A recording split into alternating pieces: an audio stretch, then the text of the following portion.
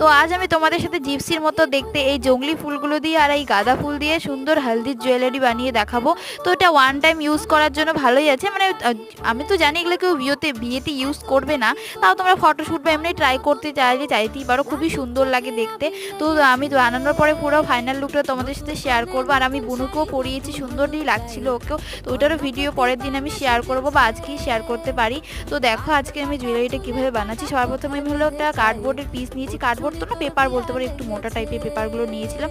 আর তোমাদের গলার শেপ হিসেবে তোমরা নিয়ে নিও। তারপরে আমি চারপাশে ওই জিপসি টাইপের ফুলগুলো লাগিয়ে নিলাম। ফুলগুলো দেখতে সুন্দর, কিন্তু গন্ধটা অতটা ভালো না বলতে গেলে আর কি।